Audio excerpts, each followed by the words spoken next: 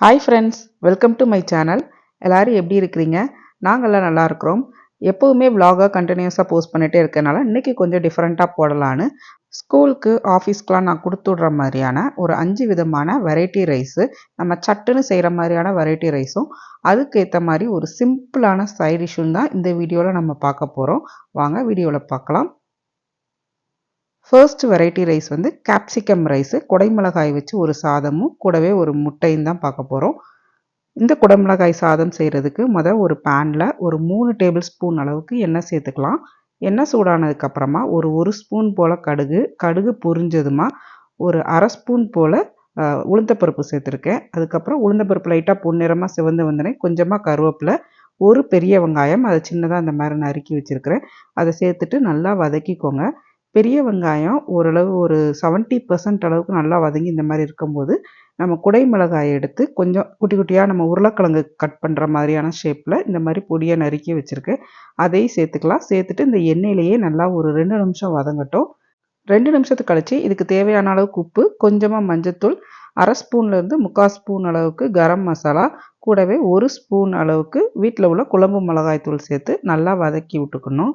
ஒரு 2 நிமிஷம் கழிச்சு ஒரு அரை டம்ளர் அளவுக்கு தண்ணி சேர்த்துக்கோங்க. நம்ம வந்து 1 கப் ரைஸ்க்கு உண்டான மெஷர்மெண்ட்டு தான் இதில் சொல்லியிருக்கேன். 1 கப் ரைஸ்க்கு ஒரு குடமிளகாய், ஒரு பெரிய வெங்காயம் சேர்த்து பண்ணியிருக்கிறோம். தண்ணி சேர்த்ததுக்கப்புறமா ஒரு அரை ஸ்பூன் போல் பிரியாணி மசாலா சேர்த்துக்கோங்க. இது ஆப்ஷனல். பிரியாணி மசாலா சேர்த்தா நல்லா அந்த பிரியாணியோட ஃப்ளேவர் வரும். அதனால் ஒரு அரை ஸ்பூன் போல் பிரியாணி மசாலா சேர்த்துருக்கேன். சேர்த்துட்டு இந்த மாதிரி நல்லா அந்த தண்ணியெல்லாம் வற்றிட்டு இந்த மாதிரி எண்ணெயும் குடைமிளகாயும் பிரிஞ்சு வரும்போது பாயில்டு ரைஸ் வந்து 1 கப் அரிசி எடுத்திருக்கேன். அதை வந்து உப்பு சேர்த்து தான் வந்து சாதம் வந்து வேக வைப்பேன் நான் எப்பயுமேவும். அதனால் இப்போ வந்து தனியாக சாதத்துக்குன்னு உப்பு சேர்த்துக்கல. நம்ம வதக்கி வச்சுருந்த அந்த வெங்காயம், குடைமிளகாய் மசாலாவோட மிக்ஸ் பண்ணிட்டா நம்ம குடைமிளகாய் சாதம் ரெடி. இதுக்கு வந்து சிம்பிளான சைட் டிஷ்க்கு வந்து நான் வந்து ஃபுல் பாயில்டு எக்கு போட்டிருக்கேன்.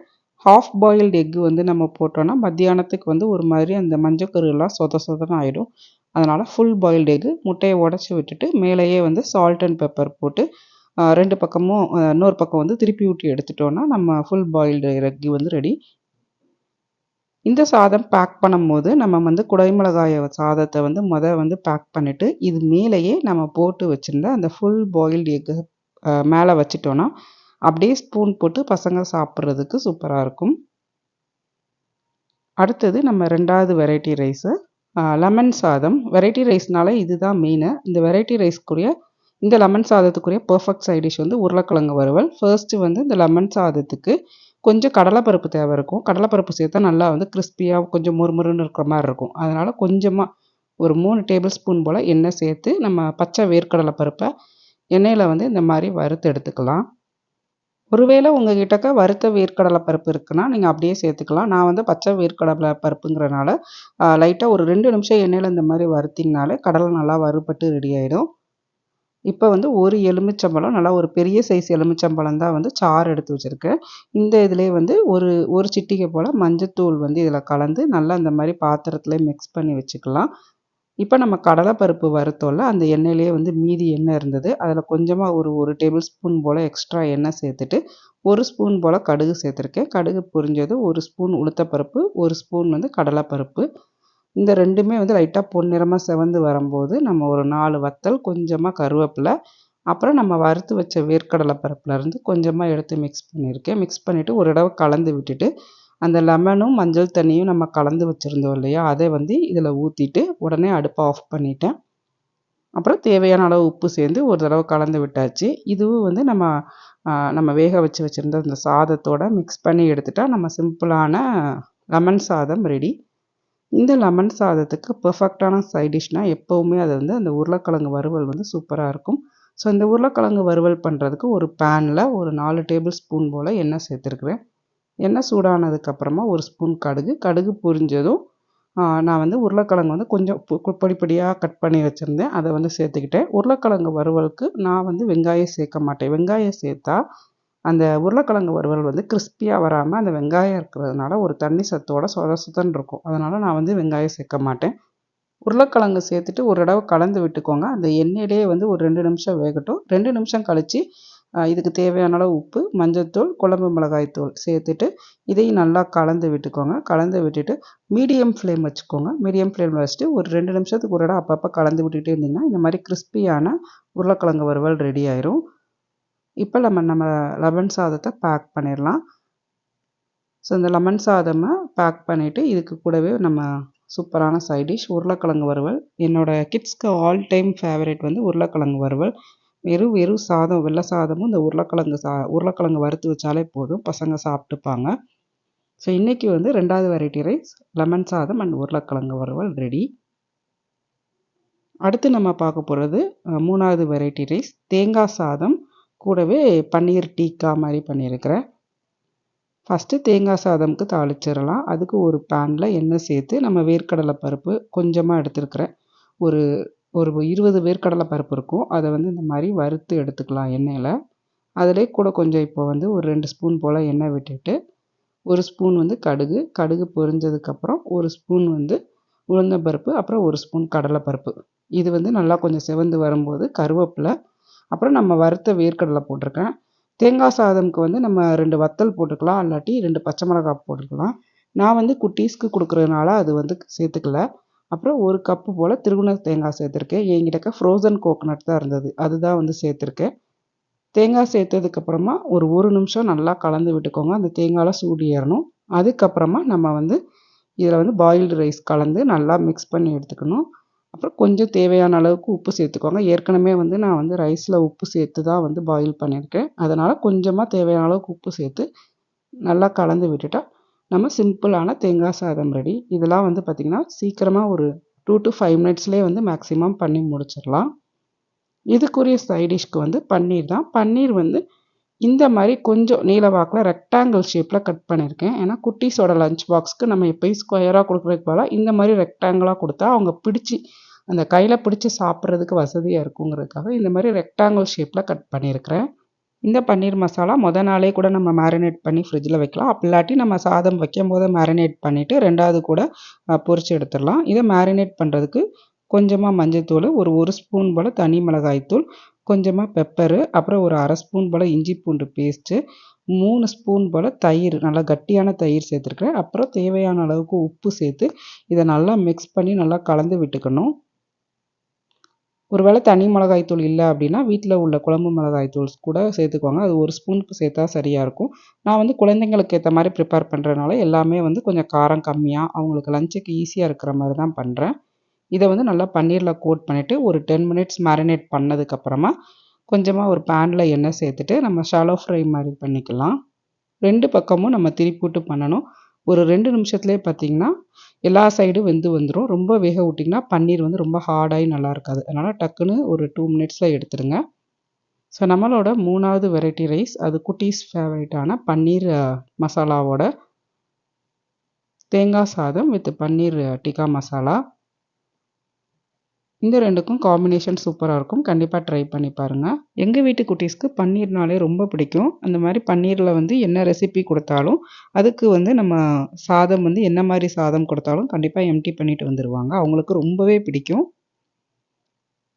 நம்மளோட அடுத்த வெரைட்டி ரைஸ் புளி சாதம். புளி சாதமும் இதுக்கு வந்து நான் காலிஃப்ளவர் மசாலா தான் பண்ணியிருக்கேன். ஃபஸ்ட்டு புளி சாதத்துக்கு தேவையான மசாலா ரெடி பண்ணிடலாம். ஒரு பேனில் 1 ஸ்பூன் போல் உளுத்தம்பருப்பு, 1 ஸ்பூன் போல் கடலைப்பருப்பு சேர்த்து லைட்டாக வறுத்துக்கலாம்.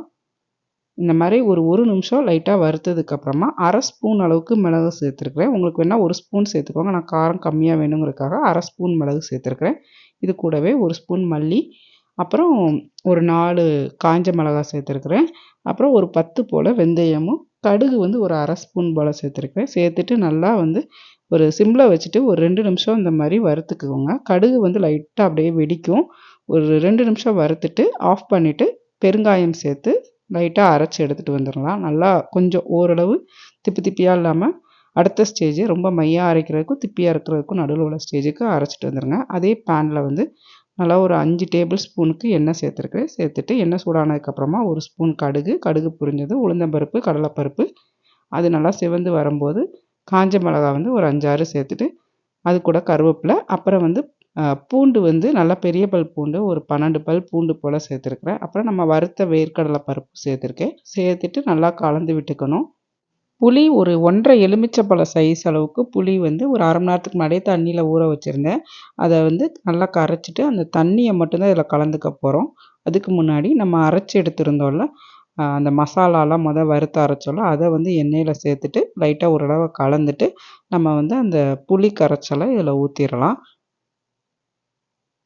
இதை வந்து நம்ம நாள் நைட்டே கூட பண்ணி வச்சிடலாம். இந்த புளியோதரை மிக்ஸை வந்து நாளே பண்ணி வச்சிடலாம். அப்படி இல்லாட்டி நீங்கள் சண்டே உங்களுக்கு ஃப்ரீ டைம் இருக்கும்போது பண்ணிக்கிட்டிங்கன்னா காலையில் லஞ்ச் பேக் பண்ணும்போது ஈஸியாக இருக்கும்.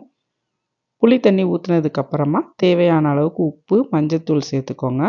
சேர்த்துட்டு நல்லா கலந்து விட்டுக்கோங்க. இந்த சாறு வந்து நல்லா வற்றி வரணும். இந்த மாதிரி நமக்கு வற்றி எண்ணெயும் அந்த மசாலாவும் இருக்கிற மாதிரி வற்றி வரணும். இதுக்கு வந்து சைட் டிஷ்க்கு வந்து காலிஃப்ளவர் மசாலா தான் நான் பண்ணுறேன். காலிஃப்ளவர் வந்து ஃபஸ்ட்டு க்ளீன் பண்ணிவிட்டு வெந்நீர் தண்ணியும் மஞ்சளும் போட்டு நல்லா அந்த மாதிரி கலந்து விட்டுறேன். ஒரு 5 மினிட்ஸ் போல் நல்லா ஊறட்டும். அதுக்கப்புறமா ஒரு பேனில் எண்ணெய் சேர்த்து கடுகு பொரிஞ்சதுக்கப்புறமா நான் காலிஃப்ளவர் சேர்த்துருக்கேன். சேர்த்துட்டு நல்லா இந்த மாதிரி டோஸ்ட் பண்ணி எடுத்துக்கணும். டோஸ்ட் பண்ணதுக்கப்புறம் இதுக்கு தேவையான அளவு உப்பு, கொஞ்சமாக வந்து குழம்பு மிளகாய்த்தூள், அப்புறம் ஒரு 1/2 ஸ்பூன் போல் கரம் மசாலா சேர்த்துருக்கேன். சேர்த்து நல்லா வதக்கி விட்டுறலாம். இதுக்கு வந்து காலிஃப்ளவர் மசாலாவை விட வாழைக்காய் வறுவல் அல்லது சேப்பங்கிழங்கு வறுவல் நல்லாயிருக்கும். என்கிட்ட வந்து இன்றைக்கி சேப்பங்கிழங்கு இல்லை. வாழைக்காய் வந்து நான் இருக்கிற ஏரியாவில் வந்து கிடைக்கிறதில்ல, அவ்வளோவா கிடைக்கல. சம்டைம்ஸ் வந்து ஃப்ரீசரில் இருக்கும், பட் நான் ஒரு நாளும் பார்த்ததில்ல. அதனால் நான் வாழைக்காய் வறுவல் செய்யலை. அதுக்கு பதிலாக அந்த காலிஃப்ளவர் மசாலா தான் ரெடி பண்ணியிருக்கிறேன். இப்போ நம்ம ரெடி பண்ண அந்த புளி கரைசல் இருக்குல்ல, நம்ம அந்த பேஸ்ட்டோட நம்ம சாதமை மிக்ஸ் பண்ணிட்டா நம்மளோட புளி சாதம் ரெடி. இதுக்கு வந்து சைட் டிஷ்க்கு நான் வந்து இன்றைக்கி காலிஃப்ளவர் மசாலா பண்ணியிருக்கிறேன். அப்படி இல்லாட்டி நம்ம கீரி முட்டை கூட போட்டுக்கலாம். கீரி முட்டை போட்டாலும் நல்லாயிருக்கும். கடைசியாக நம்ம 5வது வெரைட்டி ரைஸ், நல்லா க்ரீமியான தயிர் சாதம். என்னோடய பெரிய பையனோட ஆல் டைம் ஃபேவரட் ரெசிபி இது. இந்த க்ரீமியான தயிர் சாதத்துக்கு பர்ஃபெக்ட் சைட் டிஷ்னால் நல்லா மாங்காய் ஊறுகாய் தான். ஃபஸ்ட்டு மாங்காய் ஊறுகாய் பண்ணுறதுக்கு ஒரு பேனில் எண்ணெய் சேர்த்துக்கலாம். எண்ணெய் வந்து ஒரு 3 டேபிள் ஸ்பூன் அளவுக்கு எண்ணெய் சேர்த்துருக்குறேன். எண்ணெய் சூடானதுக்கப்புறமா 1 ஸ்பூன் போல் கடுகு பொரிஞ்சதுக்கப்புறம் ஒரு 10 போல் வெந்தயம் சேர்த்துருக்குறேன். அப்புறம் ஒரு ஸ்பூன் அளவுக்கு பூண்டு வந்து பொடியாக நறுக்கி சேர்த்துருக்குறேன். இஞ்சி ஒரு ஸ்பூன் அளவுக்கு சேர்த்துருக்குறேன். அதுக்கப்புறமா 2 பச்சை மிளகாய், அதையும் பொடியாக நறுக்கி சேர்த்துட்டு கொஞ்சமாக கருவேப்பிலை சேர்த்ததுக்கப்புறம் பெருங்காயம் கொஞ்சம் சேர்த்துட்டு, மாங்காய் வந்து நம்ம உருளைக்கிழங்கு வறுவலுக்கு பண்ணுவோம் இல்லையா, அந்த மாதிரி ஷேப்பில் இந்த மாதிரி நறுக்கி சேர்த்துக்கோங்க. சேர்த்துட்டு ஒரு தடவை லைட்டாக எண்ணெயில் கலந்து விட்டுக்கோங்க. 2 நிமிஷம் கழித்து இதுக்கு தேவையான அளவுக்கு உப்பு, கொஞ்சமாக மஞ்சத்தூள், 1 ஸ்பூன் போல் தனி மிளகாய்த்தூள் சேர்த்துக்கோங்க. நம்ம ஏற்கனவே வந்து பச்சை மிளகாய் 2 கட் பண்ணி சேர்த்துருக்கோம். அதனால் 1 ஸ்பூன் தனி மிளகாய்த்தூள் போதும். அப்புறமா சிம்மில் வச்சுட்டு ஒரு 3 மினிட்ஸ் லைட்டாக அப்படியே கலந்து விட்டிங்கன்னா நம்ம மாங்காய் ஊறுகாய் ரெடி. சாதம் வந்து 1 கப்பு பாயில்டு ரைஸ் பண்ணியிருக்கேன். உப்பு சேர்த்து தான் வந்து நான் சாதம் பண்ணியிருக்கேன். இதை வந்து நல்லா இந்த மாதிரி மேஷ் பண்ணிக்கணும். மேஷ் பண்ணிவிட்டு கொஞ்சமாக பால் சேர்த்து நல்லா கலந்து விட்டுக்கணும். நம்ம வந்து தயிர் சாதம் பண்ணும்போது சாதம் எந்த அளவுக்கு நல்லா மேஷ் பண்ணி விட்றோமோ அப்போ தான் வந்து அது நல்லா க்ரீமியாக இருக்கும். அது மாதிரி பாலும் தயிரும் கரெக்டான கன்சிஸ்டன்சியில் சேர்க்கணும். பால் சேர்த்ததுக்கப்புறமா நான் வந்து தயிர் சேர்த்து கலந்துருக்கிறேன். மத்தியானம் சாப்பிட்றதா இருந்தால் தயிர் வந்து கொஞ்சமாக கலந்துக்கோங்க, ஏன்னா புளிச்சிடும். அப்புறம் இதை தாளிக்கிறதுக்கு 1 ஸ்பூன் எண்ணெய் சேர்த்து உளுந்தப்பருப்பு, கடலைப்பருப்பு சேர்த்து தாளிச்சிருக்கிறேன். இதில் வந்து நம்ம தாளிக்கும் போது கொஞ்சமாக இஞ்சி, பச்சை மிளகாலாம் சேர்ந்தால் நல்லா வாசமாக இருக்கும். ஆனால் குட்டீஸ்க்கு கொடுத்து விட்றதுனால நான் அதெல்லாம் சேர்த்துக்கல. ஸோ நம்மளோட 5வது வெரைட்டி ரைஸ் நல்லா க்ரீமியான தயிர் சாதமும் மாங்காய் ஊறுகாய். இந்த 5 விதமான வெரைட்டி ரைஸும் நம்ம சட்டுன்னு சீக்கிரமாக காலையில் ஒரு 15 to 20 மினிட்ஸ்லேயே சீக்கிரமாக பண்ணக்கூடிய ரெசிபி. இதுக்கு வந்து இந்த சைட் டிஷ் தான் பண்ணணுங்கிற அவசியம் இல்லை. நான் வந்து எனக்கு ஏற்ற மாதிரி சிம்பிளான சைட் டிஷ் வந்து செலக்ட் பண்ணியிருக்கேன். உங்களுக்கு இந்த வீடியோ பிடிச்சிருந்தா லைக் பண்ணுங்கள். இன்னொரு இன்ட்ரெஸ்டிங்கான விலாகில் பார்க்கலாம். பாய்.